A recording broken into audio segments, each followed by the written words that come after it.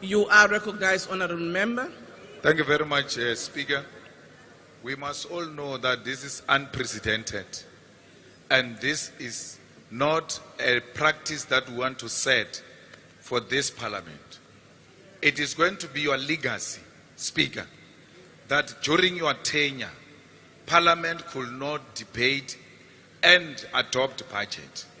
We are saying to you, you are denying this body an opportunity to be receiving a budget, debate it, accept it, or reject it. You are now subjecting the budget of South Africa to party politics when the budget is supposed to be above party politics. Let the budget be presented here and let Parliament decide that this is the decision that we are taking as Parliament, or whether to accept or not. You cannot come here and say confidently that the parties in the executive are not agreeing. What is that? We don't have parties in the executive. We've got the executive.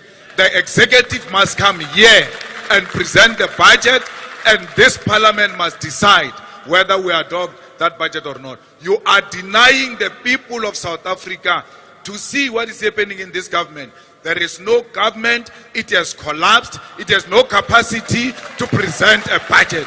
Thank you. Thank you very much. We have noted your view. Honorable Malema. Thank you, Speaker.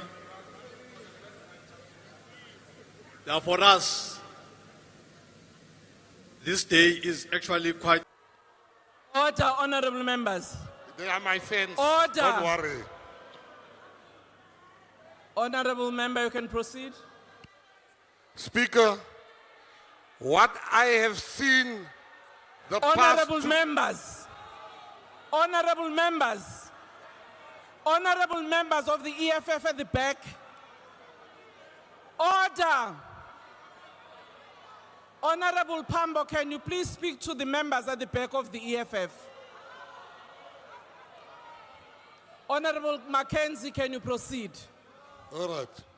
Speaker, what I have seen the past 2 weeks, I want to tell the people of South Africa that I have seen humbleness, humility, and people that listen to each other. I want to congratulate the Minister of Finance.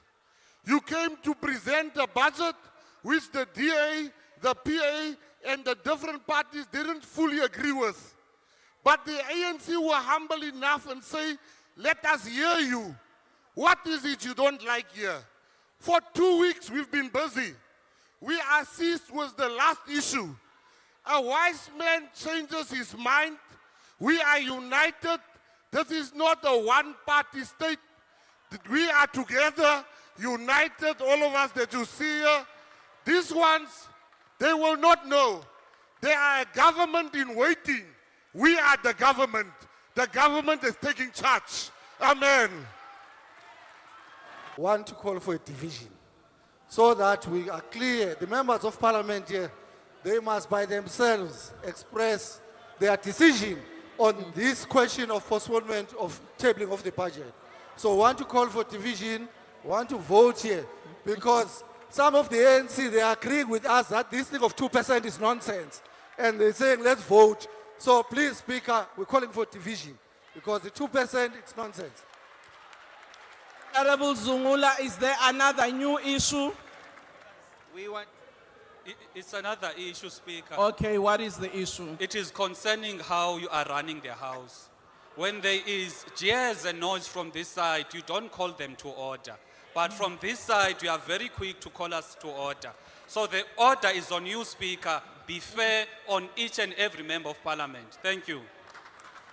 Thank you very much. I accept that I must listen to all members of the House. And having listened to all of you, and the questions that have been asked about who decides, we were consulted by the executive through the leader of government business. And having applied my mind as the speaker, it was clear that there was no budget that would be tabled. It was for that reason that I consulted all the parties, and I understand Honorable Nkwankwa unfortunately did not make that meeting. Though two of the parties did express their concerns, but unanimously all parties agreed that we postpone. Honorable Malema, I said two parties, which is the EFF is one, MK is another. Yeah. No, ATM was not in that meeting. So can you please not raise those issues which were not part of the meeting? Honorable members, clearly I've listened to the views of all parties, and I think it is in the interest of all of us and the people of South Africa that we postpone and allow time to the Treasury to finalize whatever they need to finalize. You wanted certainty. Executive has given us the date of 12 March to come and present. As this Parliament, we are not going to compromise our timelines as to how we need to deal with that budget. So no time will be shortened for us to deal with these issues in terms of our timelines. So I want to thank honorable members and adjourn the House. Thank you. A coalition, grand coalition of DA and ANC collapsing in front of South Africa, something that we said to all of you that it will not last. We will never agree to increase of 2% on VAT from 15% to 17%. And that's why they are scared to come here, because it will be rejected. It is on the budget proposal that was withdrawn that he wants to increase the VAT from 15 to 17%. And that is where the fundamental disagreements are. And we said, bring it here. Let the people of South Africa hear what is the actual disagreement. Then you know that indeed the EFF is reasonable by demanding that this budget must be rejected. It has got no authority, because budget, whether you agree on it or not, you must bring it here so that it can be debated and ultimately adopted. So there is no government, because if you don't adopt budget, it's clear the government has collapsed.